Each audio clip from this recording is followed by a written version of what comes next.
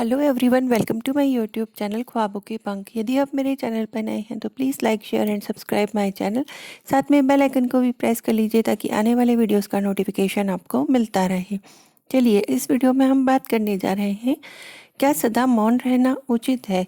श्री कृष्ण भगवान इस बारे में क्या कहते हैं? यदि कोई मूर्ख बोल रहा है तो मौन रहना उचित है, परंतु यदि कहीं अपराध हो रहा है, छल हो रहा है, तो उठकर उसका विरोध ज़रूर करना चाहिए, क्योंकि आप भले ही सही नहीं हैं, परंतु आपकी आने वाली पीढ़ी इस पाप के दंड को अवश्य सहेगी और उसे भोगना ही पड़ेगा। मौन रख रहकर भले ही आप कुछ समय के लिए समस्याओं से बच सकते हैं, लेकिन इससे आप दूसरों के लिए समस्याएं खड़ी कर सकते हैं, उन्हें उलझा सकते हैं। इसलिए इतिहास साक्षी है, पापियों को उद्दंडता ने संसार को इतनी हानि नहीं पहुंचाई जितनी कि सज्जनों के मौन रहने पर पहुंचाई गई है। इसका साक्षात यदि उदाहरण हम देखें तो वह महाभारत से हमें मिलता है, जहाँ इतने ज्ञानी लोग थे लेकिन फिर भी वो लोग उठकर उसका विरोध नहीं किया। उन्होंने गलत हो रहा था उसे आंख बंद करके सहते गए, और यदि वो लोग वहाँ पर बोलते तो कभी भी महाभारत का युद्ध नहीं होता।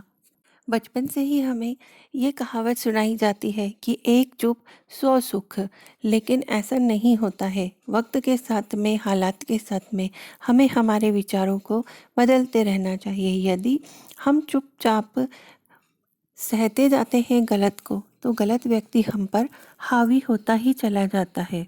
इसलिए कई बार हम मौन हो जाते हैं, क्योंकि यह सच भी है कि एक मूर्ख व्यक्ति के सामने मौन रहने से अच्छा उत्तर और कुछ भी नहीं हो सकता, परंतु जीवन में सदैव चुप रहना उचित नहीं होता है।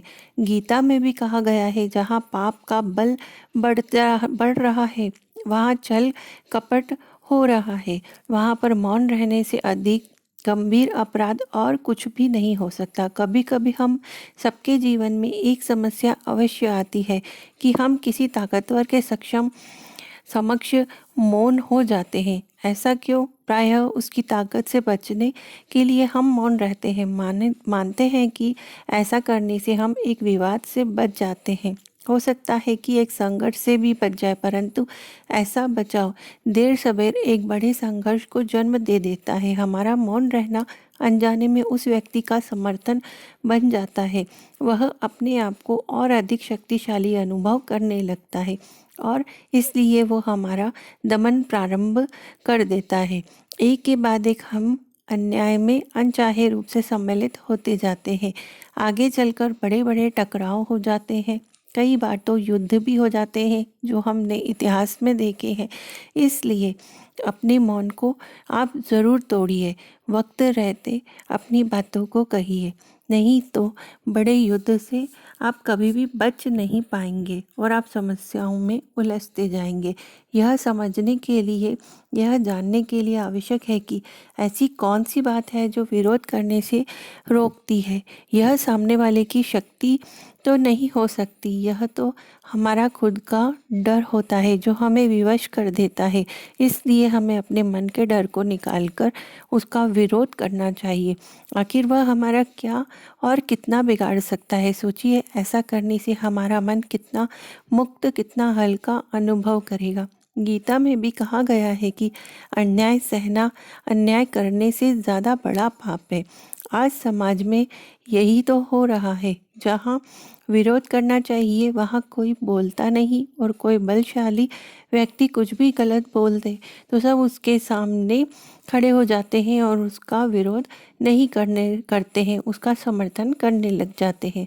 दूसरी ओर हम बोले चले जा रहे हैं कि जहाँ बोलने की कोई आवश्यकता ही नहीं है, और अन्याय होता देख चुप रहकर बच निकलते हैं। क्या हम निरंतर अपराध के भागीदार नहीं बनते जा रहे हैं? विचार करके देखिए, इतिहास साक्षी है कि पापियों की उद्दंडता ने संसार को उतनी हानि नहीं पहुंचाई जितनी कि सज्जनों के मौन रहने से पहुंची है। यदि कोई मूर्ख बोल रहा है तो मौन रहना उचित है, परंतु यदि कहीं छल हो रहा है, अपराध हो रहा है, तो उठिए और उसका विरोध जरूर करिए। धन्यवाद।